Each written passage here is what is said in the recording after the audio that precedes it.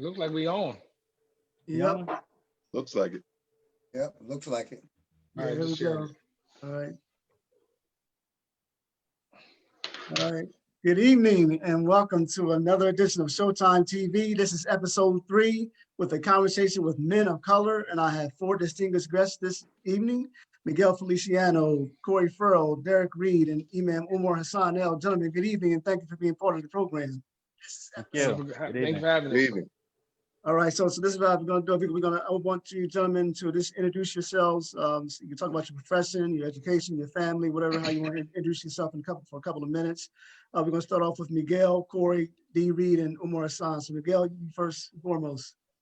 Good evening, everybody. My name is Miguel Feliciano. I'm a longtime, all my life, resident and native of Wilmington, Delaware.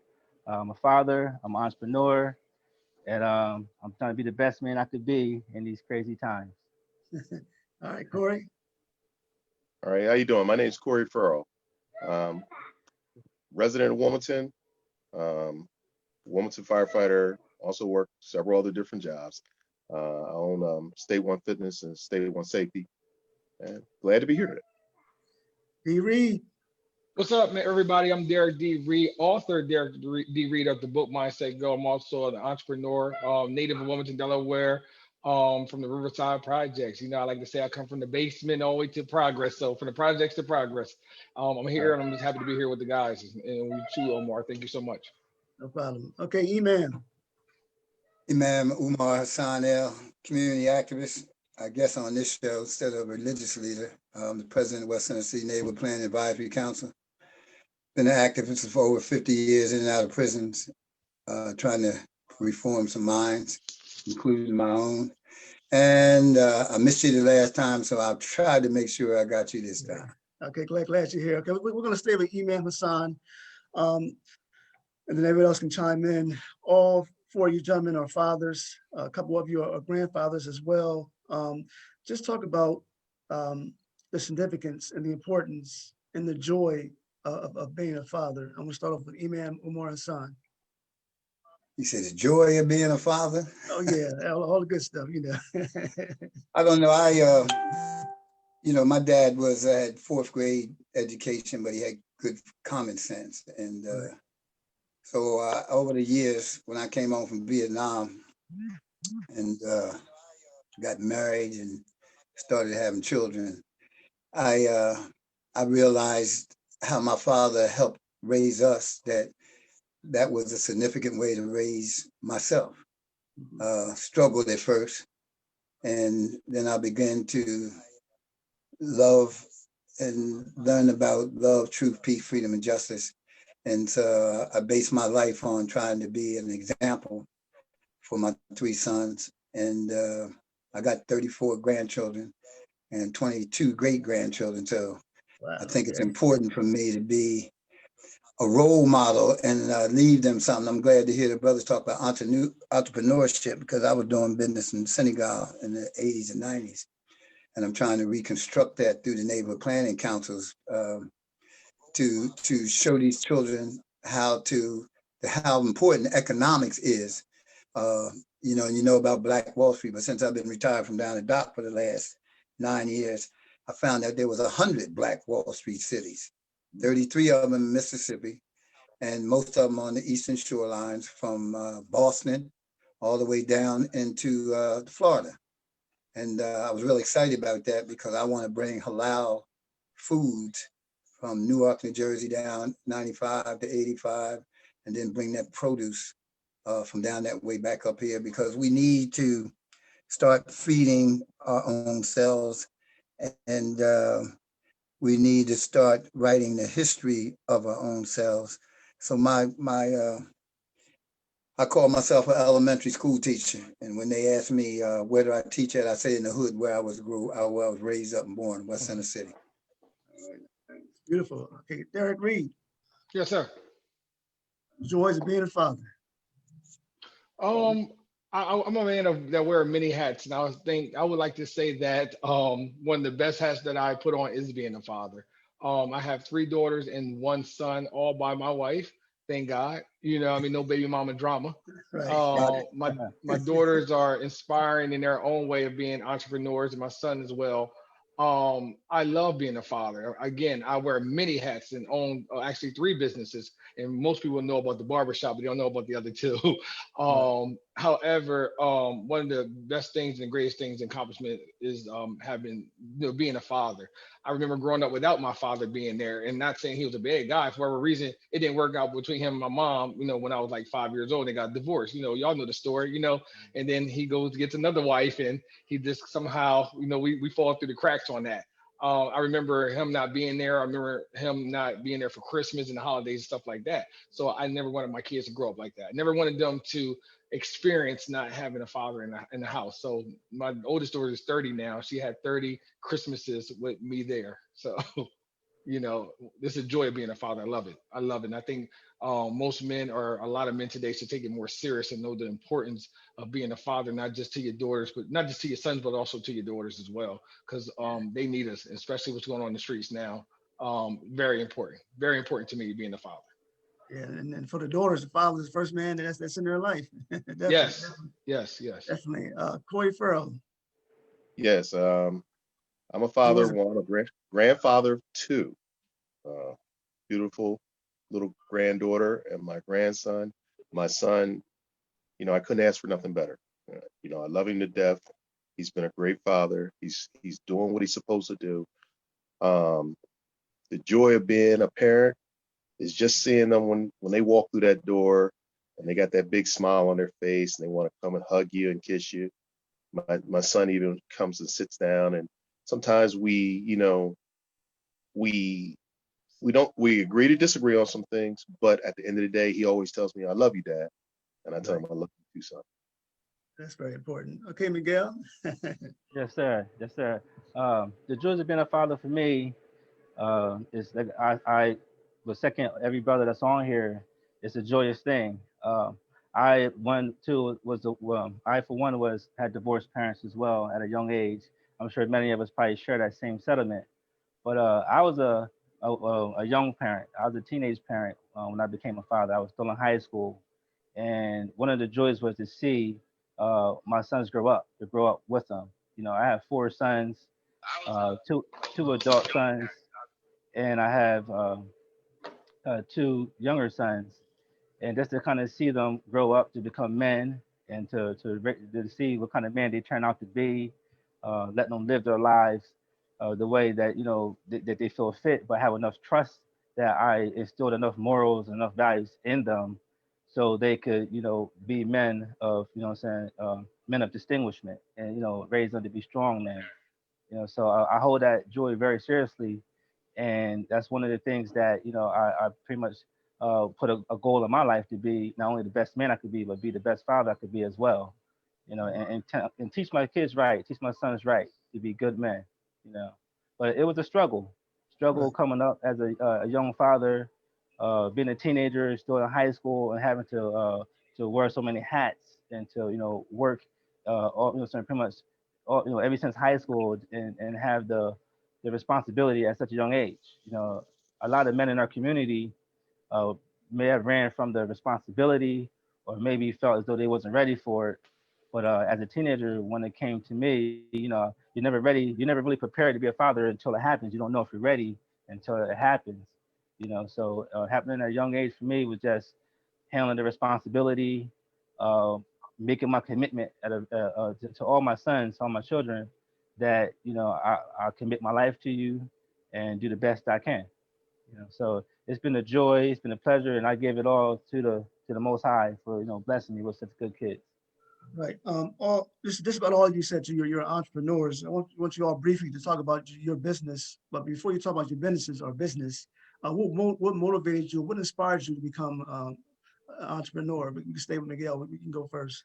Um, well, I've been an entrepreneur for many years. I incorporated my first business, I believe it was July 4th of 2000. So it's been about 20 years that I've been an entrepreneur. And at first I started out doing fashion and modeling, and then I incorporated another business where I was doing promotions, entertainment, and marketing. And then I started doing working with the Youth Reach Council in the city of Wilmington. I had a contract with them, And now I learned that not only do I work with my mind for entrepreneurship, I learned to work with my hands. So I have a contracted business where I actually go out and I do moving, storage. I do light carpentry work, painting, and I have a team of people that I also employ when I get projects. But I also go out of state and I do a lot of jobs out of state, some environmental work, um, some machinery work.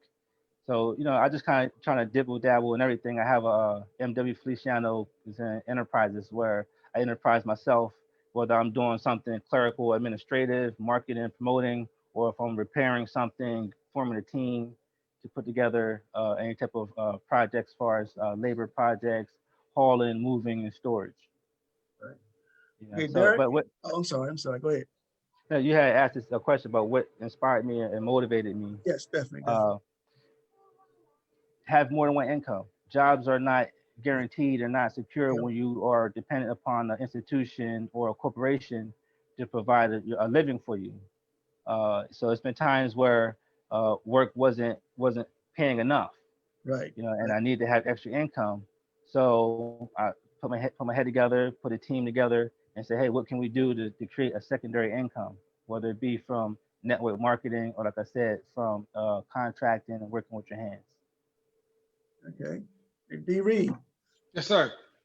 what inspired you to be a business owner and talk about the businesses that you have? Um, yeah, I think it started with me as a young age. I think the only job I probably had, honestly, Omar, is a summer youth job. Okay. I'm a person, yeah, that was back in, I I don't remember even know those. how, I started cutting hair when I was a young boy, so I didn't even realize I had my own business, even as Right. sixth, seventh Right. grade, Right. But I remember having a summer youth job at one time. With me personally, I like freedom. I don't like control.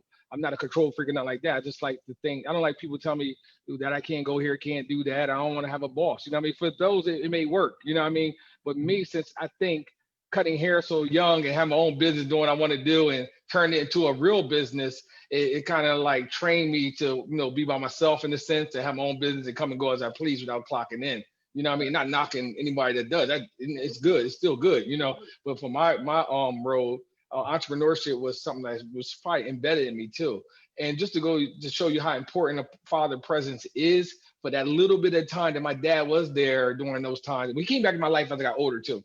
But when he was there before he left, I remember him being an entrepreneur. He had a construction company. So I remember him, going to work and stuff like that, even as a kid. And I'm like, wow.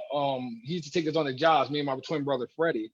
And I remember one guy calling my dad boss man. Now we looked at each other like, oh, dad, the boss. You know what I mean? It felt good to us. You know what I mean? So I felt as I got older, I want to be the boss. I want to be a boss. You know what I mean? And if with me, I want to get out that bag. You know what I mean? So it seemed like entrepreneurship was a way where I could get, a lot of money. You know what I mean? I need to think that way coming up. So I started cutting hair at my house and I ended up opening up a barbershop, which is now His Image Barber Lounge. And I opened that up in 2006. So I've been an entrepreneur and running a barbershop with maybe like 8, 9 barbers in there pretty much all the time. We always have a good team.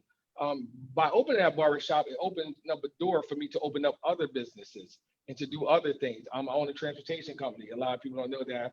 I own Easy Transit. I also own a renovation and remodeling company too called Trust Renovation and Remodeling. So we do what the brother do with the bathrooms remodeling, the basement. We actually did this basement, as a matter of fact. So, those type of things. And I do a lot of hiring. I do a lot of subcontracting with certain people too as well. But I always wanted to be the person that can control things. Like, you want something do it right. If you want something done right, you got to do it yourself. So I always had that type of spirit. Quality and consistency, I'm big on that. You know what I mean? On everything that I do. Contrary to popular belief, and I don't even know if y'all even noticed, but Black people get a lot of slack when it comes down to owning construction companies and remodeling. Like, Black folks, I want y'all to understand, we got a bad name when it comes down to renovation, remodeling, construction work. You know what I mean? We had a bad name when it came down to barbershops. You know what I mean? So every time I hear stuff like that about us or us pertaining to a business, I step in and show them something different. At one time I was coming up, I knew everything about the game of barbering, from them saying that drug dealers used to use it as a hideaway so they can clean their money and all. I've been through all that era. I've been through the Right. braids era. I've been through the curly era. And I remember barbershops getting a bad name. And I had to remember thinking to myself, hold up, that's not cool for us to have a bad name, because this is something that we do own as in our community as a barbershop and salon. That's very important to us. And like people say, it's the Black Man's Country Club. It's the cornerstone of our neighborhoods, the barbershops and salons, and even the churches. And we cannot allow this to fall under something negative, and it's one of the only things that we got. So I stepped in and opened up his image, which is actually biblical, and not that I'm a big religious person, but it is biblical. Genesis 1:27, created in his image and after his likeness. I want people to be reminded who we are, what we are, and that's what we created in the Almighty God's image. So that's called the shop, His Image. Just so we can have a good name too, and people, when they hear us, they think about that. No cussing in there. We got women that come there who unfortunately is bringing their sons to barbershops nowadays, because a lot of men are absent and not able to even do those little father duties that father's supposed to do. Bring your son to the barbershop. You know what I mean? So I want to make sure that we got a clean atmosphere. Corey been to my shop many times. He come in there. He's a rock star. You already know. His son come in there. I call that's my nephew. You know what I mean? He come in there. He's a rock star. Yep. And we did that because we wanted to preserve that atmosphere. So from there, I got into construction work. My dad was a construction worker. I opened up a construction company, again, a renovation company, because we had a bad name. You know what I mean? And I want to see us in a good light. So when you call me, we're going to get it done. We're going to be there on time, and we're not going to bullshit. You know what I mean? So lack of a better word, but I'm just letting you know. But I got into entrepreneurship mainly because I like the freedom of it. And I also want to represent us well in having great businesses and being great business owners. Right. Yeah. Right. All right. Let's go with Corey. Corey, I know you got the physical fitness business, you got the security business. What motivated you to do both of those things, and how's it going? Well, let me say one thing before we go there with Reid. One of the things that I think you forgot to say about the barbershop, that it is the Black man's therapy place too. Yes. Because brothers come to get stuff that's off their mind. They come to talk with other brothers, and just so somebody can hear them. Sometimes we just need to talk, and you just need somebody to listen. So the things about barbershops before, all this thing fell out, before the silky hair fell out, I was going to the barbershop too. And sometimes you just need that barber to listen or get that advice from the brothers that are sitting there. I appreciate you saying that, because that's 100% right. And probably one of the most important things, like Big Bro said, is the therapy. You know what I mean? It's very therapeutic, because I know about everything. When I say I know about everything, I hear everything. I know everything. People bring me everything. You know what I mean? And a lot of times, you can help somebody by them being able to express themselves to you in a way they would not express themselves to no one else. No one else. So I appreciate that. Yes, absolutely. No problem. I'm sorry. I had to get that out before we started. So, a lot of people know I own a fitness company, and I own a small little security business that I do. What motivated me? I was just fitness. The man that raised me got me involved in fitness. Rashada. I can never take that from him. He taught me everything I know. He made me a U.S. champion, international champion, European world champion. Got me inducted into the Hall of Fame. So with something like that, that's what started me off with fitness. And I've been doing it ever since. I've been doing fitness for over 30 years. The security gig, I've probably been doing that almost as long. Shorty Wright started me off with my first gig. And, you guys might know Shorty, you might not. He's the photography guy.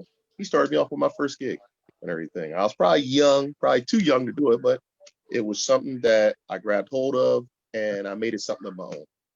I enjoy it. I enjoy being the boss. I enjoy helping other people. I subcontract people out from time to time too. So it's one of those things that I believe you should enjoy what you do. It makes your job much easier. Right. And I enjoy everything that I do. Right, and the weightlifter and security go hand in hand. Here, you're a big dude, so Imam Hassan, you been all the stuff you done, and I know you had to be an entrepreneur at one point. Well, my thing was international trade. We had a group called the African American Venture Capital Corporation. Back in the 80s, when we were doing business with the Senegal. And my partner passed away. She was from Baltimore, And she was going back and forth to Africa, and you know, some places back then they wouldn't have do business with the women. And my ex-wife told her that I know a man that you can take to Africa with you, and he'll do everything you need to do. So that man was me. I went in 1983 to 84 and 85, bringing back the fabric. She was in the fabric business. But what I found out over the years, that wasn't too many people interested in doing international business at that time. So I ended up being a longshoreman down the dock for 27 years, only because we had a contract with the companies. You know, like the brother said, I didn't like working for nobody else. But when I had to go to work, because I was getting ready to leave this town, my uncle was vice president of the union, and I went down there and I enjoyed working, and I learned the business of international trade, ships coming in and ships coming out, which I'm going to work on the last few years I got in my life. I'm 73 years old now. People say, "Well, you trying to start a business now?" I'm as old as you are, because I got 34 grandchildren and 21 great grandchildren that I want them to know the necessity of owning your own business, like all these brothers have talked about. And we can get family-owned international businesses. I got a loan one time from a prominent Caucasian man in town, and we had the only Black run, owned, and operated temporary employment agency back in the 80s. Right. And when the man found out that I was trying to do international, putting in, temporary employees in international, he said, "I didn't lend you the money to do that." So they, it showed me that they want to keep us in the mom and pop operations. One woman, wealthy woman, said, "I'll lend them money for the small business, but I don't want them to get into the bigger international level of it." And that's where I think we need to be, because we're descendants of Africa. And Africa was here, the Moors was here long before the Europeans. And once we, if you remember the old Nation of Islam paper, when they had the two hands together, one from Africa and one for America, that has been one of my strongest ambitions, to do international business, because when I was in Africa, they needed stuff from here, and we had the fabric at that time. But there's other things right now that we could be doing with Africa. Ghana has offered African Americans to come there and do international business, and some of us are going there. And one of my dreams and my ambition is, when I get this money that I got to me inherited from my uncle, I'm going to go back to Senegal and start that international trade business. Because like I said, I know about the shipping business now. I know where to go to do the shipping at. So, and I like that young brother said, I didn't like nobody tell me what to do. I'd rather do myself, Yeah. And so, and I'm still in that frame of mind. And like I said, I've been retired from down the dock for 9 years, and I'm still kicking out those ideas. I love the ideas of small business, but I think when I was down south, I saw the African American community in Winston-Salem, North Carolina, the Muslims, the Christians, the Orientalists, all of them had an organic farm. And when I was in Macon, Georgia, it was the same thing. They were all making food that we're going to need in the next 20 years. Like I tell my children, 20 years from now, if we don't have our own businesses, if we don't have our own income coming in, these people who are running the country today can't make enough business for their own people. So, doggone well, they ain't never thought about us being in this kind of business. So it's incumbent upon us. My theme is on teaching this month has been forgiveness. If we could learn how to forgive each other for past things that we've done against each other, that we inherited to do, then we could come together. We spend $750 billion in this economy. We can't get $1 billion of that in our own pockets 3 or 4 times. That's my ambition. That's my desire. That's where my energy is going.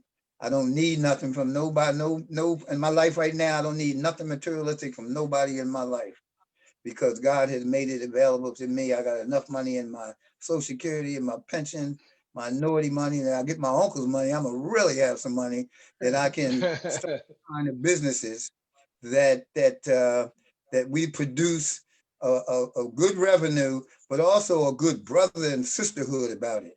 We used to have that back in the day, and Corey mentioned it, his adopted father. Brother Shadi, back in the day, man, shit, we had the corner stores, we had a tailor shop, we had all these things. So these things are not something that can't be done again. We just got to learn how to love each other again and stop hating each other like we do today, especially the young people. So I Yes. encourage all the young brothers, you know, go to your highest degree that you can go. But like that brother right there, I'm looking at, he says, I got this business, I got this business, I got that business. And I love that idea and I love that concept. And if we can get more younger people involved in entrepreneurship, not only on the local level, but on the international level, my grave will be a good place to be for me, knowing that my children or somebody I know has made it this thing of Wall Street again for us, and that it includes what Marcus Garvey and the Honorable Elijah Muhammad wanted to do, international business, because it ain't nothing new to us. If we checked our history, we can see that we've been taking these ships across these oceans for thousands of years. And Black Star Line, that's, right? yeah, I got, matter of fact, old man, you mentioned carried the Black Star Line. Old man Baba Keys, who's one of my I'm as old as him now, 73. As when I was a young boy, he told me never lose your young spirit of wanting to do for yourself. Do for You know, self. no matter how old you get, always have that entrepreneur mind and that Yes. entrepreneur activity going on to do something. Mine is food, because if we can feed our people and then house our people, we can change their minds. But as long as we go in the stores that somebody else owns, like these guys coming here now, we're the only community in the world, in the free world, that allows somebody to come in our community and take money out of our community and not put nothing back. That is So so that's the true. kind of thing that inspires me to do Mm. entrepreneurship. And So true. you know, I'm Right. still in that era. So Mm. let's stay on the business for a moment. Um, all of you are entrepreneurs at some point in your life, some still are.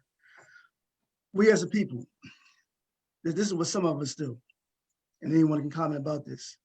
When I say we, I'm including myself. Hey, Derrick, Yes, sir. you charge. I'm using you as an example. Okay. I'm gonna use Corey as an example next. Derrick may charge $25 for a haircut. Brother come in, yo man, let me pay 15. Corey Ferrell has a security business. He charges $300 a night. I'm just throwing a number in the air. Brother come to Corey and say, yo man, let me get it for 150.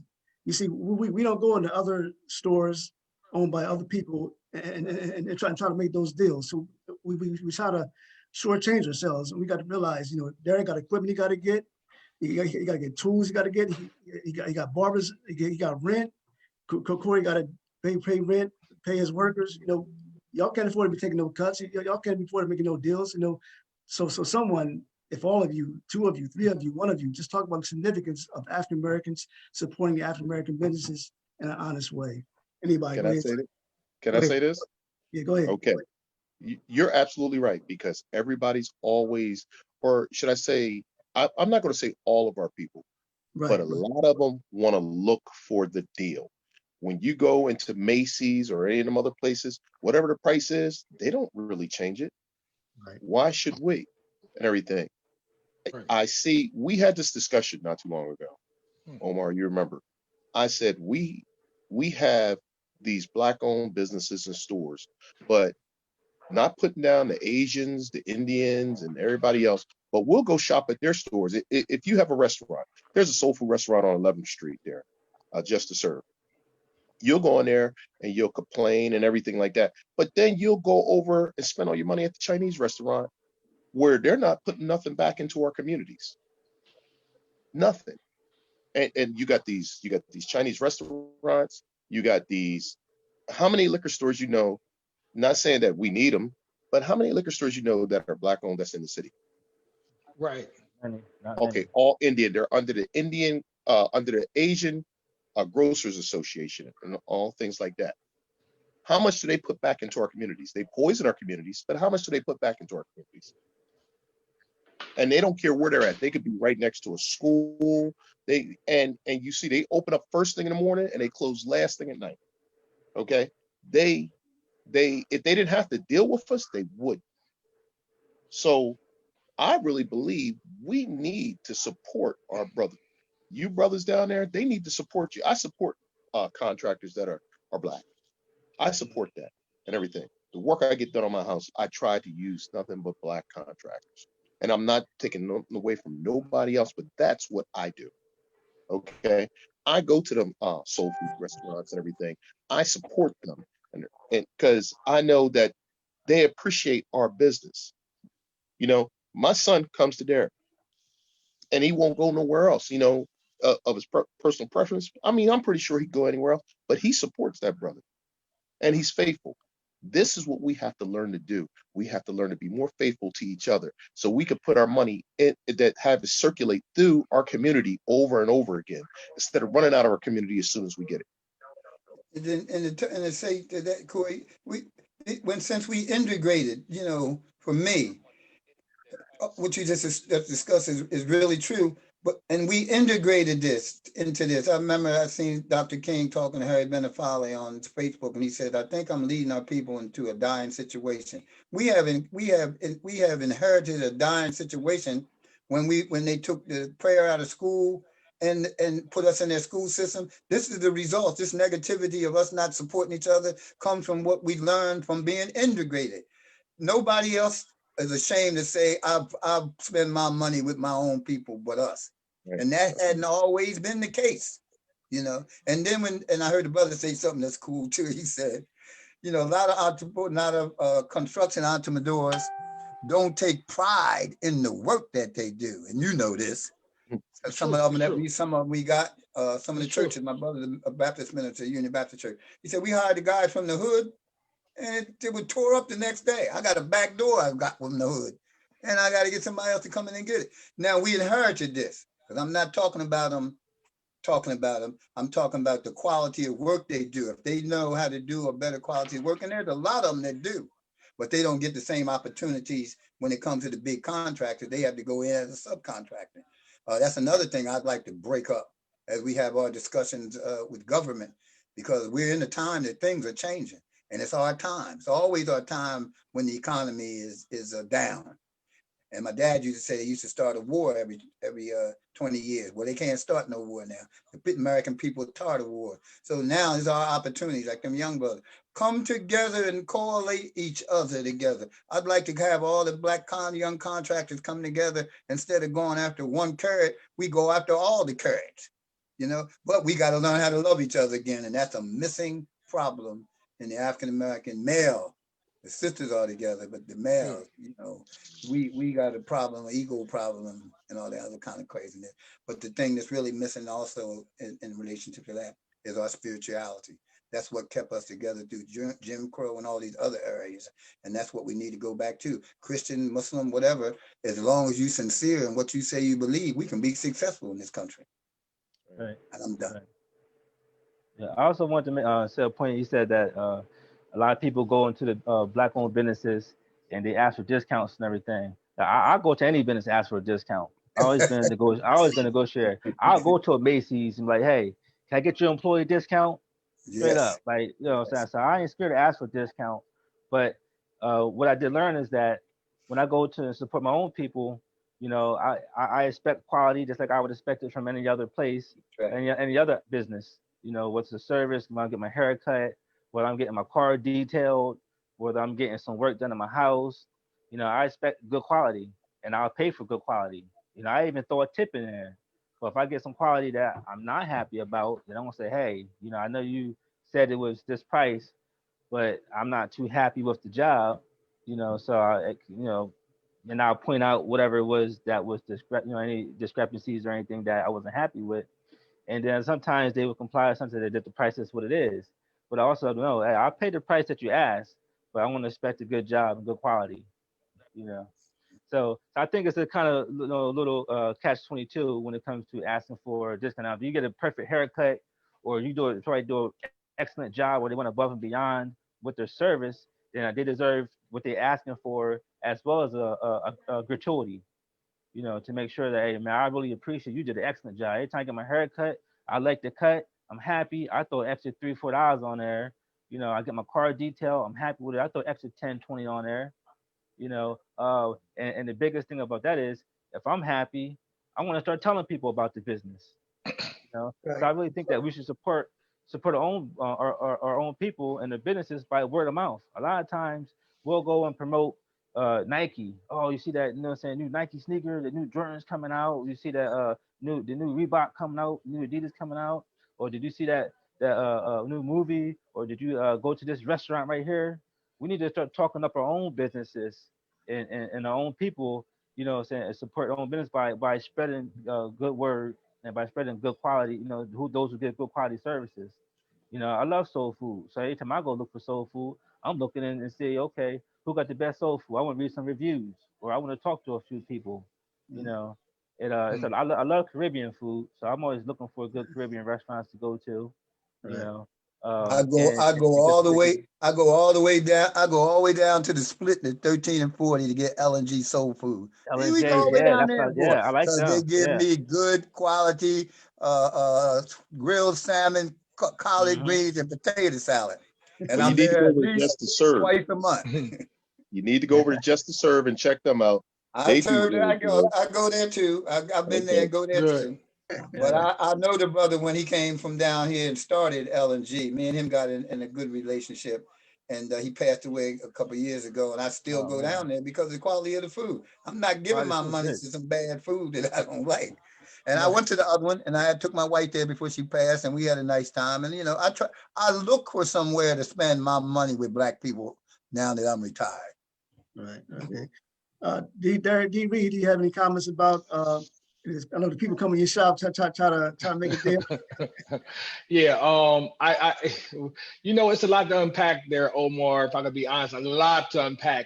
Right. We have to understand, not all of us, but a lot of us have to understand the concept of business.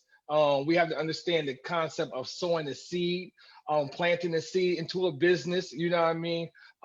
We have to understand the concept of just business in general. You know what I mean? And we take a lot of things personal when somebody's going up on their prices. Now we got a problem when the brother go up on his prices, but as he gets good or as his credentials rises, his value rises, his timing rises, his asset, his availability. I remember me cutting a few hairs at the house.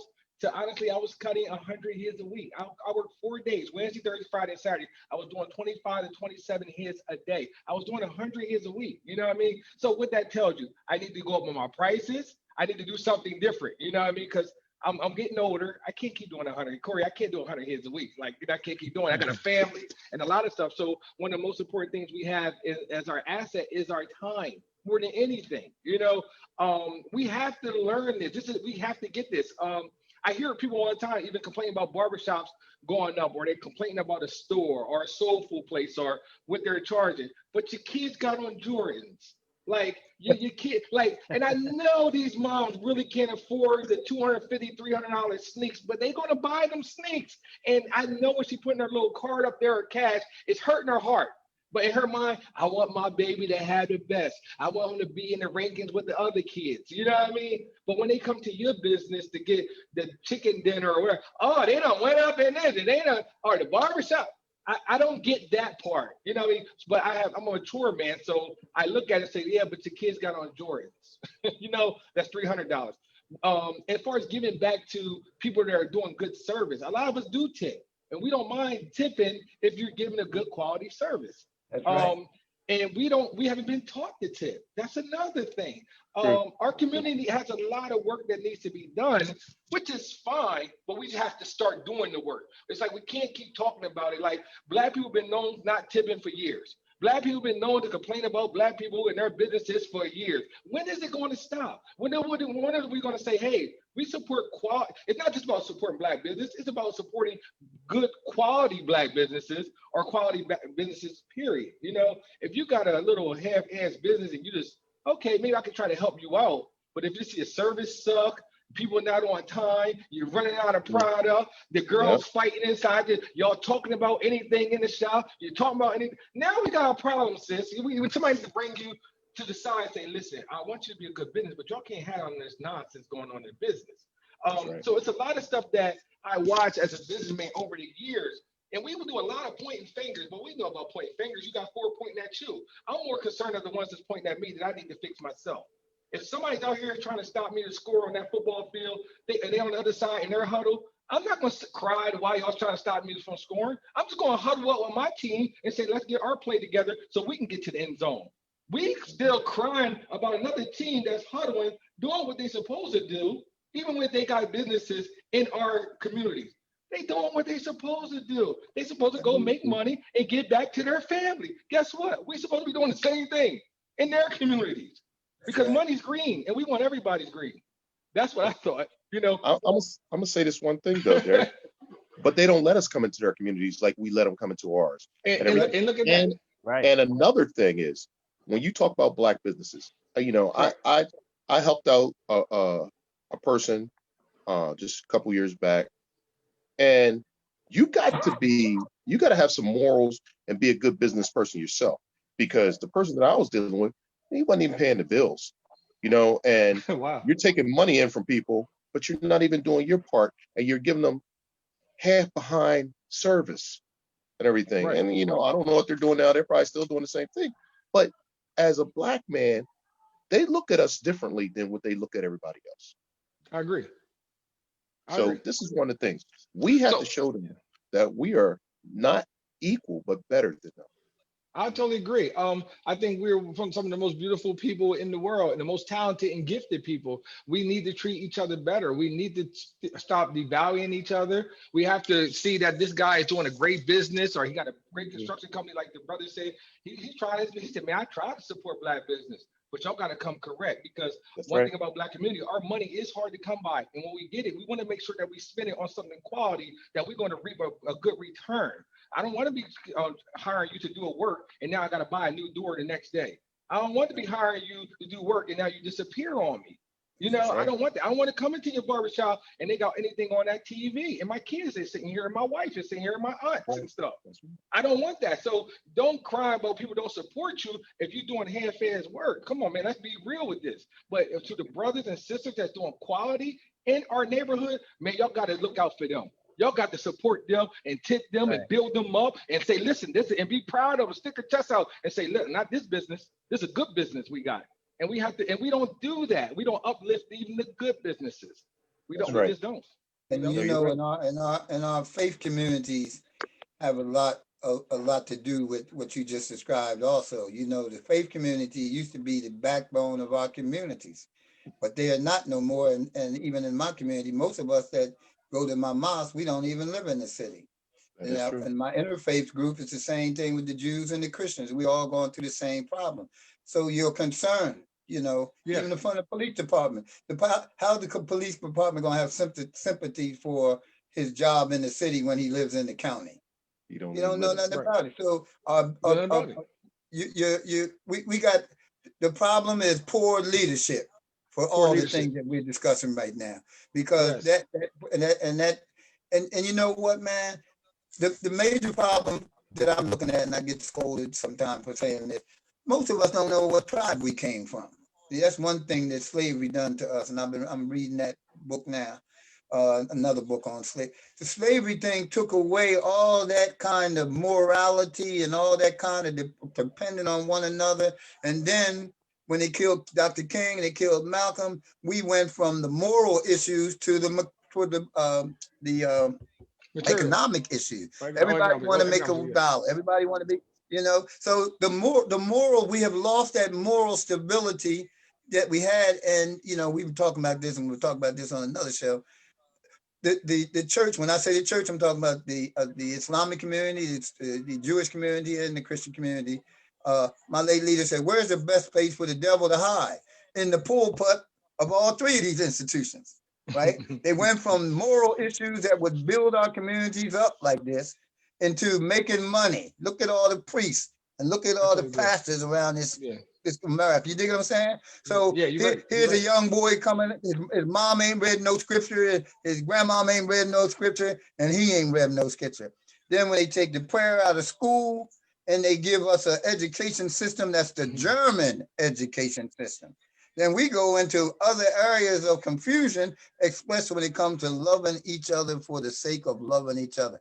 I don't like a whole lot of us, and I don't like a whole lot of other people.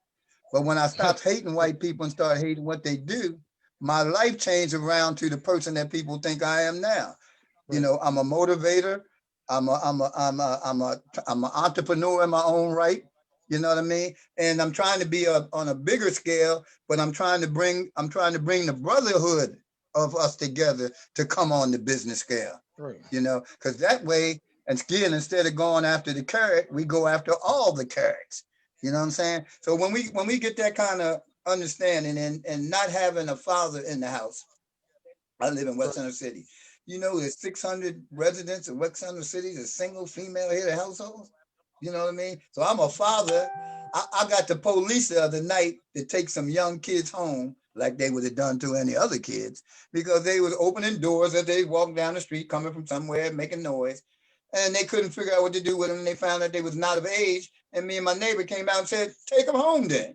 You would do that to the dominant culture kids, take them home. So when they start seeing that love is the thing that nourishes you to do what you did. You said your father wasn't there for a period of time, but when you got older, you got in a closer relationship. You know what I mean? And he gave you that guardian for you to have 3-4 business. I love them kind of stories. And I love to go into prison with them kind of stories to tell them other little brothers how to be successful when they get out of jail. And that's what I'm working on now with my son been in jail for 20 years. I'm working on when you come home, get in a welding school. When you come home, get in a construction. The Department of Corrections in Delaware don't even have that kind of stuff for you. It ain't that deep. Those 300 brothers went to Pennsylvania from the prisons, are there and don't want to come back. They learning plumbing, they learning electricity, they learning, you know what I'm saying? They learning those kind of skills that if they come back and stay together, they'll be more successful than trying to make it on your own like that. So that's my entrepreneur Right. training mechanism. You You know, know, because right. Well, one topic I want to discuss, Imam Hassan mentioned earlier about community activism. If you look at our society today, the Black Lives Matter movement is big, based on recent police brutality incidents. There have been marches all across the United States of America as well as the world. I want to ask you individuals, I'm going to start off with Miguel, and anyone else can chime in after him. What is your take on the Black Lives Matter movement, and does protest work? Well, I've been doing some studying and researching as of late for the past few months, and from the inception of the Black Lives Matter, their mission has changed, and to me, I think it got hijacked. It got hijacked by the other side because it was for us Black people, and they had a certain agenda that they was pushing, but now saying that their agenda has switched over to where it's kind of taking some of the focus off of what our issues is in the community. Even though I know that they've been out there fighting for Black lives, but it's still, I think it's been hijacked because it's now it's kind of a more of a universal type of meeting versus just focusing on our Black community. And protesting, does it work? We've been protesting for years, and we're still getting shot by the hands of police. So I don't think all the singing and kumbaya and all the sign holding and chanting the march, even rioting and looting, that's not even working because we've been doing it since the 50s and 60s, and we still haven't seen much progress. I've been following the brother for a few months now, Grandmaster Jay, and he has started a black militia. Right. And I think that black militia is something that we definitely need because the only way you can fight power is with power. And it seems like the only thing that the other side understands is that, if you got guns, we got guns too. So we need something to say that we're not just going to stand up anymore and just take what you give us and we're going to go out and we're going to riot, we're going to protest for a few weeks, and that's it. We're going to sit down at the table and try to change some laws, or they write in Black Lives Matter on the street, take down a few statues, raise a few flags, put up some more statues in reference to the honor of Black people. But that's still not changing all the injustice that happens. And in order for us to really make some changes, it's not by protesting, it's by all coming together as one and being organized, mobilized, strategized, and start really making an impact on the community. Every major city in America that has a high population of Black people, they should get together and form a coalition to whereas we putting our own candidates up, what I'm saying, to run for local offices, to run for mayor, for city council, to run for a governor, to run for a senate, or to represent House of Representatives. We should have our own collective to where we're going to promote our own candidate and endorse them, and then say, if we want to get our vote, you need to do something directly for us. A lot of people don't understand how powerful our vote is as a collective. But when we vote, we don't have a list or a demand to give to the person that we're voting for or to the candidate to say, okay, if you want our vote, then you need to sign this contract with us. You know, Ice Cube is right now is promoting a contract to some of the presidential candidates now. It's been in the news that Ice Cube had came up with a contract. I haven't had a chance to read it yet, but I Okay. heard that it's making some good moves and it's kind of giving the blueprint for other communities to follow the same thing. And with the black militia, it's something that's been spreading all across the United States.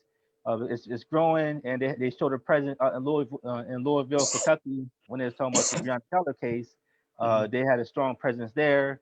They did a march in Stone Mountain back in July 4th. So in fact, the black militia is really gaining way, and I really support the movement because it's something different than what we've seen before. And the closest we got to it with the Black Panther Party in the 60s and 70s, whereas they started community policing, where they started unifying our people to support our businesses more, to support our businesses, to support our communities, and really start to take effect in our community to whereas we can police ourselves and we could, you know what I'm saying, create that unity. But like Brother Yusuf said, it's so hard for us to unify. It's so hard for us to even unify just in our family situation. It's hard to do it. So imagine try to unify the masses of people Right. to be on one accord. You know, so I think that protesting and rioting and looting hasn't worked in the past. Now it's time for us to really unite with a strong show of power, exercise our First and Second Amendment rights. See, one thing we got, I told the Black Can I say Lives. something? Can I Yeah. say something Go real ahead. quick? Um, I hear what you're saying, and I don't disagree at all. But one of the things about the Black Lives Matter movement, like I see them marching in town, and I give big ups to Brother Key Booker that's out there doing it and everything. But let me tell you what I find to be very important.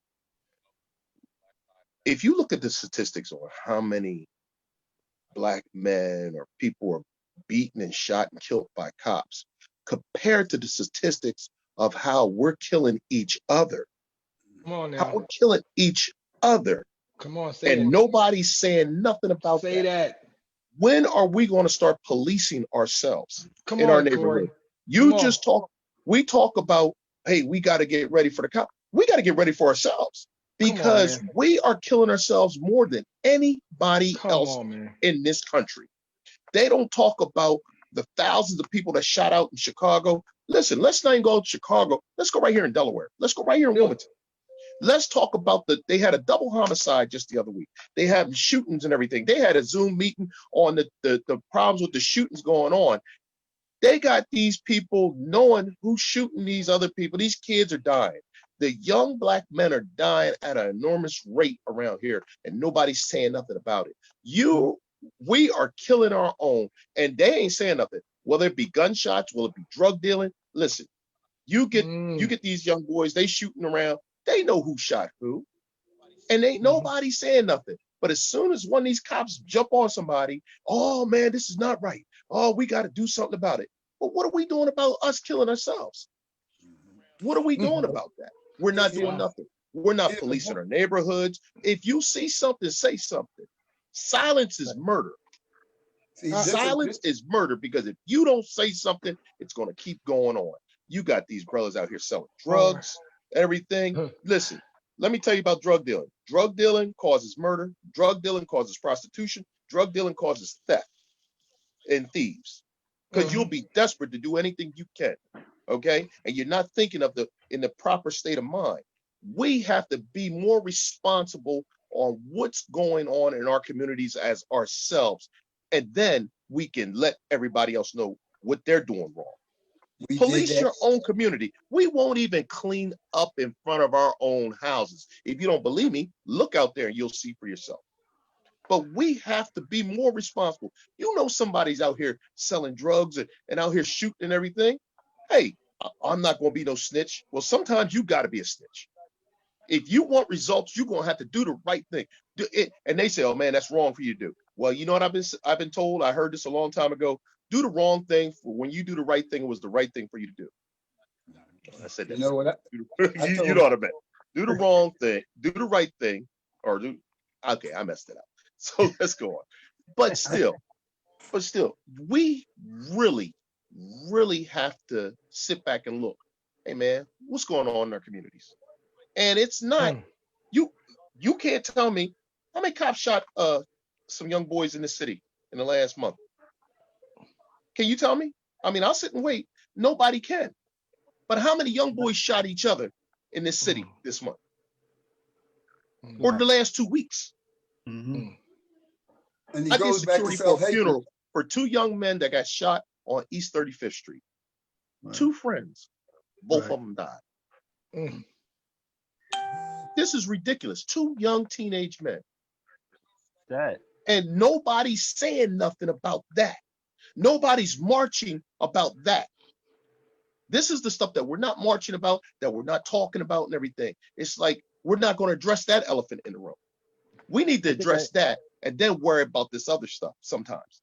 Say, Right. I agree say with you. who's really responsible for not saying nothing? Our freaking leaders are responsible for saying something, because even that Booker boy is out here doing that. But one of the things I told them real quick is I said, if you really want to do something, and I differ also coming out of the civil rights, human rights area, that these things have brought us, we're living better now than we was living when my dad was a young man.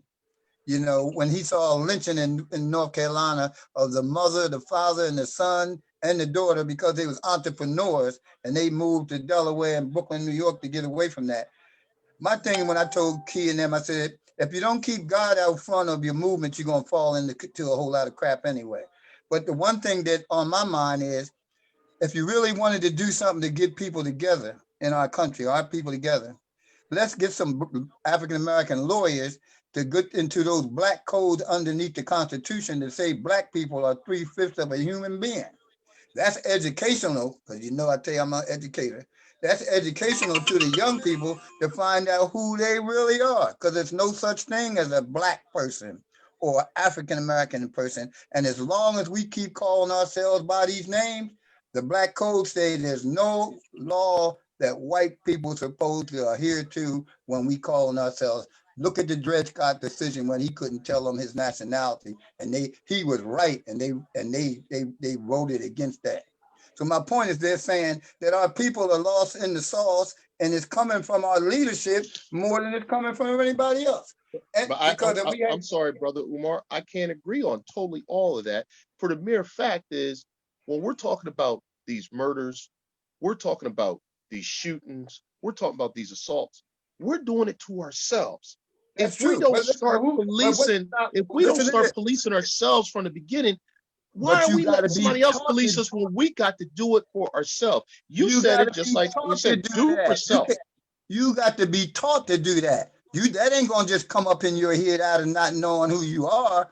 When I walked from Black Man's Development Center in the streets in the 70s with a blackjack, a can of mace, Marcus Garvey uniforms, beret that I showed you the picture of, we reduced crime by their statistic by 30 to 40%. And I agree with that. But in order to do that, we knew who we are. And if you don't know who you are, you're not going to take on that responsibility. And again, I reiterate, all of that started from Jim Crow, etc., from the Slavery. faith community. And as long as they're not out front, nobody else is going to come out front. And oh, them black people ain't going to come out there. Well, who suffers the most from all this stuff going around the whole world?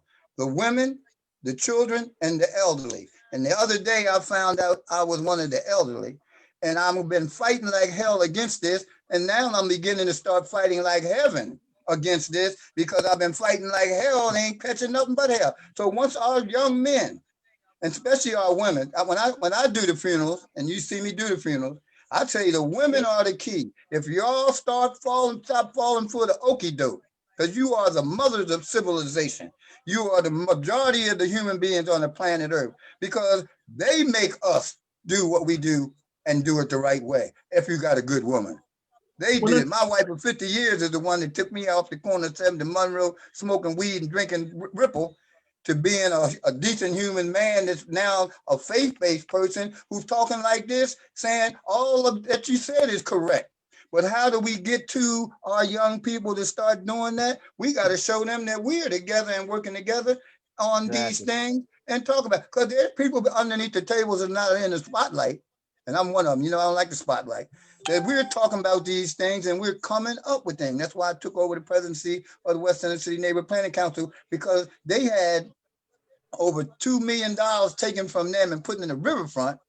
And my city's councilman opened that door, then we got 10 houses. We can put up emergency shelter houses. Same thing we try and do at domestic. Because we got to show these kids something, especially the faith community working together. They have no respect for God.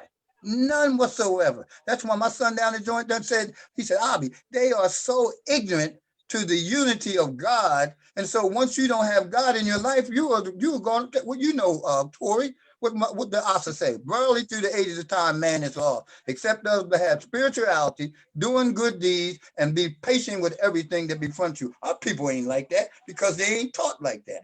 So I don't blame them for not that. I know we got the two little voices inside of us that tell us right and wrong, but how many people even talk about them? When I was talking to Maurice Pritchard and them about changing the curriculum in our high schools and stuff, the first thing I taught him was the two voices. He said, that's a good mechanism to use in educating our kids. Pay attention to the voice that tells you to do what's right and you'll never go wrong. We ain't got nobody talking like that in public. You know, look at Joe Let me Biden. ask this I ain't question. supporting Joe Biden. Let me ask this question. Imam Hassan mentioned Malcolm X and Dr. Martin Luther King Jr. There are those in the community who say, we don't have no leaders. There are no leaders today. So is that why we in the condition that we are in today? Derrick, Miguel, anything you want to chime in on that? Sorry, say it one more time. I didn't miss the last part. Oh, okay. So there are those who say that we don't have any leaders today, that there's no Malcolm, that there's no Marcus Garvey, that there's no Dr. Martin Luther King Jr., there's no Edgar Meggers. What do you say about that? I think it's wrong. Actually, we do have leaders. I just think that sometimes it seems like they're in hiding or they have a different agenda nowadays. I think our brother Iman touched on it a lot, that we went from morals to economics to money. You know, everybody want to get the bag now. You know what I mean? You know, and it's about the bag. And getting to what Brother Corey was saying, I have to agree with a lot of stuff that Brother Corey was saying. I also agree with Brother Iman was saying. It's like the cause and effect. So one of them, Corey was really talking about the effects of what we're going through. You know what I mean? It's really bad. When are we gonna hold ourselves accountable for this? And then you got Brother Iman saying, well, the reason why, because they haven't been taught this, it haven't been. So I get, and they both making great points. As far as even the Black Lives Matter, I had my thing with that. Imagine me going to a mother who's saying your son just got shot, and now I tell her he got shot by the police, and now she goes in a rage. She's snapping, she protesting, she want everybody on her squad. Listen, my son got shot by the cops. But if I told her Juju shot her, you think that mom gonna be like, Right. oh, okay, well, long as he died on both ends, but long as Juju shot him, I guess it's better. We ain't gotta make no noise. What kind of bull? What is that? That's what's going on in our community. It's amazing that I'm Black Lives Matter. Hey, Black Lives Matter, especially if you got shot for a wrong reason or over some BS. But it don't matter to me who shot you and wrongdoing, whether the cop or Juju. Why do we keep making a difference? You think I'm gonna tell this mom that she got shot by Juju and she gonna feel better that she lost her son than if she got shot by a cop and lost his life too? Absolutely right. Are y'all kidding me? I agree. I mean, it's unbelievable that our community is doing that. You good, Mom. He died, but he got shot by one of the brothers around the way. It wasn't no cop. At least it wasn't no cop.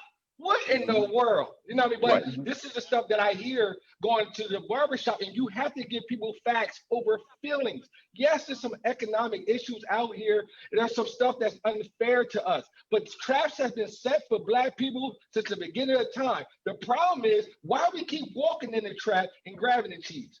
You understand what I'm saying? People been giving communities guns for years. My question to the community: why you keep pulling the trigger on us? That's right. Hey, listen. That's where I'm at with it. And that's why they have to be taught. Keep going around insanity, and keep doing the same thing and expect a different outcome. And to the brother point, yeah, protesting may work, but we've been doing it for years. When are we gonna collect ourselves and stop begging and asking? What other races begging and asking people to do stuff for them? You know what they do? They tell you what you're gonna do, because we're gonna vote and we're gonna put you in office. If you don't do what we tell you to do, we're gonna take you out of office. But here us, we don't even go vote. So guess what? They don't care what we say. They're not hearing you. Don't show up at the booth. How you gonna control me? You know, white people say, I pay your tax, I pay my taxes, I pay your salary. We all vote and we put you in office and we'll take you out the office. But That's we exactly don't what they have say. that leverage. We don't have that because we don't understand the system. Man, we got to get to the point where we understand this is chess and Educate not checkers. ourselves. You That's understand what I'm right. saying? Right. To I want to educate be real with ourselves. y'all. It's facts over feelings with me, and I appreciate Corey even saying that, bringing that up, because Corey, you do make a great point there. We do Absolutely. got to look at ourselves. That's right. And And we here's have the to, thing. doing that. At the There same time, is there is some economic stuff. there is more than two kind of leaders. You got the ones that are leading them the wrong way, and you got the ones that are leading them the right way. The ones that are leading them the right way, I feel, just aren't speaking up enough. Now, the ones that are leading them the wrong way, oh, they listening to them because see, they like that excitement. They like that negative energy and everything. And we fall into that real quick. We will listen to that negative energy before we listen to some positive stuff. And Well, you know, I negative news hate to travels say 6 that. times faster than it is proven. You can look it up. Negative news travels 6 times faster than positive news. Just so you know, Absolutely right. 6 times Absolutely right. faster. And So so we on have to Facebook, you'll learn. see something like that. So, you We know. have to learn to start policing our own communities. We have to learn to get the community to say, hey, listen, you see something going on wrong. You got to address it as a community. Listen, if I'm in a community selling drugs in the middle of the street and enough of these people stand up, they're going to be like, yo, you got to get up out of here. If you know somebody shot somebody, yo, we ain't gonna be tolerating that in our neighborhoods. We don't go out to everybody else's neighborhood and do that because we're gonna get locked up and everything like that. And then when you do when the young boys, young kids do the wrong things and they get pulled over by the cops, you gotta let them know there's consequences to your actions. This is chess, not checkers, man. You got to learn how to use your mind over the matter. We got to Right. teach each other the thing. We have to understand there is a systemic racism. We get it. There is it. And we're not fighting against people. We are fighting against a system that's been placed years ago to keep us behind the 8 ball. And we're only fighting the people who are still trying to uphold that. But contrary to popular belief, over in Portland, Oregon, those are white people fighting for Black Lives Matter. Y'all do know that. Right. That's Those are right. white people that's not giving up. The And ones that guess had that what? little compound. And you're going to have to embrace them because more than anything, and more than any time in our history, we needed white people to come to bat and say, racism wrong. This system is wrong. I'm tired of this. This is unfair. These are human people. These are white people saying that y'all important in Oregon that's not letting up. When we done gave up waiting on the next shooting. We done gave up. We're going to protest a couple days, but then we done. You know what they say with us? And I've heard this and everything. And I want you to pay attention to it. They say, and like you said, you see more white people doing marching right now than you see people of color. They say when a black man gets shot or assaulted by the police or something like that, and they make a big stink about it, they're going to do it. The people say they're going to do it for about a couple weeks, and then they'll just die down and forget about it. And if you haven't paid attention to it, it seems to happen that way. This is the longest running one that they've had so far. Right. I agree. That's because they keep on killing us. It's been so many people. It's been so many people, police shootings out there that it's not. When do we ever end it? When is it going to change? So they've been protesting for over 100 days, for 150 days, and it seems like every single week there's a new video that's being released, And I understand that in our communities we have the black on black crime, but that right there is a result from like the brother said, Jim Crow, and also from slavery. We've never been taught to love ourselves. We've never been taught to uplift ourselves. I agree. But we got to learn.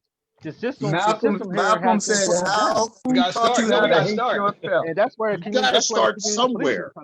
That's where the community policing come in. I remember in Wilmington a couple years ago, there was an initiative with the churches where they had churches take a corner, and you had church members on corners, every other corner in certain high crime areas. That was the deterrent from the crime to a deterrence for crime. How are you gonna have drug dealers in the corner if you got a bunch of church folks that's there praying and singing?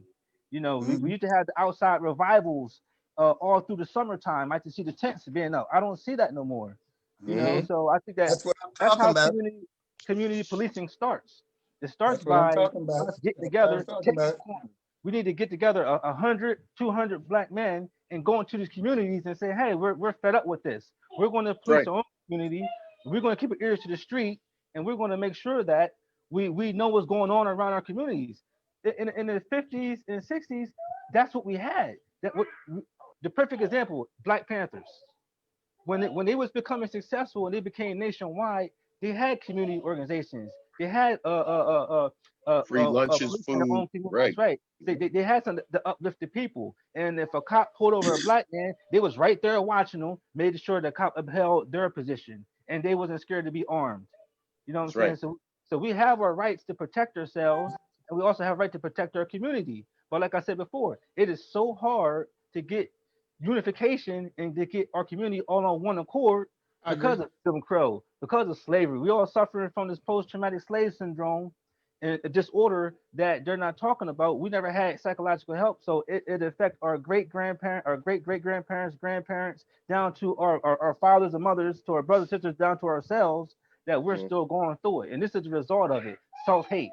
There's no Well, I self-love. think I think more than I think that's true what you're saying, but I also think that more than any time in history, we at a point where people are really starting to wake up, or at least listening to us. I'm Now not they saying are. listening Yes, to us a yes. lot. I'm not saying Yeah, that it's all kumbaya and change, but for some reason, they're with the listening more. George Floyd situation, something triggered, something changed over, and we all felt it. Like it's a little different where people, oh, they're getting it. You know what I mean? Oh, so now white people coming in, or now Chinese people and Latinos are they starting to protest. We see the change. Now we have to capitalize and embrace that. Another thing we're gonna have to do is start allowing the young people to know how important they are. A lot of times they don't feel a part of the community. They don't feel a part of nothing. You know what That's I mean? right. We gotta make them feel Well, part of stuff. There are good can I communities out here that's doing some stuff. I mean, good centers or whatever that are doing some. We gotta start lifting up these centers. Well, Gotta we give have a them the lot of money our they need and political everything. leaders. but can A I lot of say political this? leaders ain't doing We nothing. okay, and you're absolutely right because we got a lot of political leaders. Let me say this: I want you to look around this city. How many recreational centers do they have for these young kids today for them to go Not and enough. do anything? Not enough. You got That's the problem. Browns Boys Club. I don't even know if they're open all the time. You got the Powell Center. Chris Purnell is doing a great Wow. job over there, and you got Fran's Boys Club on the outskirts of the city. That's not even in the city because I think Ellesmere patrols that. And they They closed tore Jackson down Street. the Jackson Street's gone. They closed it. It closed it. It's Yeah. gone. They Oh, yeah. They closed that closed boys Jackson. club. You building up all this stuff. You're giving these big tax write-offs to these big companies and businesses. Why don't Yeah. you put instead of that big tax write-off, go listen, since you're building this over here, since you're buying this over here, why don't you take $1 million and build us on each side of the city a recreational centers for these kids to go have an outlet at, to And go that's the to go problem. do something at. You could put one over north side. You could put one in Riverside. You could put one in South Bridge. You could put one in West Side. But we haven't done that yet. You take away something that they have, and now they can't go no place to have recreation. They can't go no place to have after school learning. They can't go no place to some of these places, some of these recreational centers were the only places these kids were getting good meals. Wow. I I just want to be remember a honest time. with you. I remember a time You know, a few decades ago. So I grew up in Wilmington, and when Mayor Sills was in office, the crime rate was so low in Wilmington when Mayor Sills was in office. He put a lot of money into the youth and families development in the communities when he had a youth and family services department. It was a department that he had that was just what you doing, what you said, Corey. They was opening up different community centers. They had different programs for our youth to go to. Kingswood was doing pretty good. mhm, Western City was doing pretty good. They were just building the Power Center around that time. right. They had a lot I, of I boys and girls remember. clubs. Yeah, You I know, remember us so having thing. I remember so us having and they places to had go. Yeah. the park. They had a youth and families building where the park and recreation building is right over the bridge, right over South Bridge. It was the building for Right. it. But after Mayor Sills left, they started taking money out of the community. They shut down that That's department. right. They Started started That's right. developing the riverfront, and they started That's putting right. money into the riverfront. They started putting money into downtown, and now you got the current mayor who just got reelected. He's putting all this money into the Rodney Square, taking money from the communities that need it the most. So that's why crime level And, is going up because they took away all the community centers and all the plazas. I mean, all the community centers, all the boys and girls clubs. They took it away and and they put more money into policing. We got a homicide unit now, which ain't solving no murders, ain't solving no crimes because when it is black on black crime, cops ain't out there. They're not worried about trying to solve it. They ain't worried about trying to solve it. But let a black man kill a white man, they're gonna be all over it. Yeah, You know what but I'm All saying? right, okay, gentlemen, and let me. I want to play devil's advocate real quick. But even in that, and we know they're not funded, and we know they're not doing. We know we keep saying they not outside, outside, outside. But what are we gonna do for ourselves? Like, Well, my brother owns a community center called the Reed's Refuge Center, and he that's my attacked one of the man. main things that people actually these young kids love. Guess what they love? They love music. They love music. It's sad that they like the wrong music, but he has a community center called the Reed's Refuge Center where they teach engineer, songwriting, get you in the booth, got a live band room, got all these things that these kids, they like, y'all know the music touch these kids. They doing everything. Matter of fact, a lot of times they acting the way they act because it's some song that told you to shoot them up and pop these pills. But Yeah. here he doesn't, my brother's not about none of that stuff that, as far as his community center, but he got this screaming pull too just to get funding. You know what I mean? Yeah. But he's been doing it on a muscle. He ended up just buying the whole block down there. Thank God. God bless him. Shout out to my brother, my twin brother, That's Ferrell, right. Reed, Big shout who out. also has a Derrick great Reid. community center. And he needs help down there. Let's get him back to something that's actually being effective and that's actually touching these kids on things that they really feel a part of. And Where's that's he music. located at, Reed? He's at 1601 Pine Street, 1600 Pine Street, right there. Yeah, So, Right next so to we 1600, Breeze, need right next to to, 601. Breeze. since this is on Facebook and social media, we need to pump that kind of stuff up so some people can go down there and maybe we could get him somebody to give some donations and everything up. And Absolutely, stuff because like he that. got a 40,000 square feet down there right now. He's been trying to get funding. He bought the whole block, and the great part about it used to be the probation office. It used to be probation I that we remember know, this whole jail culture, the probation center, and he done turned it into something that. great. He done turned it into a community center for that community that actually touches on things that these kids love, and it's music. And he got so many other things that he's trying to offer. But again, those type of things that need to be funded, like Corey donated to, that let's lift that up. Let's start with our own. I love what Corey's saying, and I hear him loud and clear. Like, let's help ourselves. Let's help ourselves, y'all. Wake Let's up. do for self. Let's Yeah, hold ourselves unify. accountable. Let's be the father and the uncles to each other. Let's be the financial. that we need to. all right, gentlemen. So we got to close out. We just got a couple minutes left. So with the last 2 minutes, I want to get to the Imam Umar Hassan. He's our elder. So any closing comments you have in 2 minutes, but I love this conversation, and I love these brothers for the conversation, and maybe we all need to get together to come up with something also to publicize, because it's all about education. Not all about, but it's all about it's all about education. You got to be Yeah, get educated knowledge. to the Gotta things get we knowledge. talked about. Yeah, our Knowledge is people power. suffer for the lack of knowledge. Yes, that's true. So we need to put all this stuff together.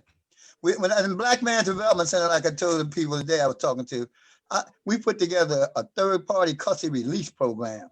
And that brother got that center, man. I'd like to help you, and I'm gonna get the information from Omar where you at, because there's some monies and there's some money available right now, but everybody's trying to give it to who they want to give it to, and not to the people that's trying to do something.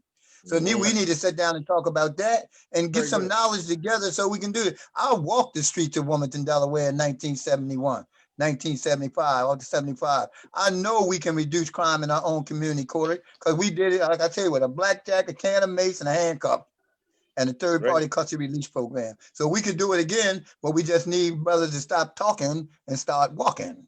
Start getting the action. Okay, all right, Derrick Reid, your Real barbershop. Anybody want and my thing is running out, so I got to go. Phone number to your barbershop. All right, before brother Iman leave, you hear he leave real quick? He's still there? Yes, sir. I'm here. Brother Iman, let me tell you something.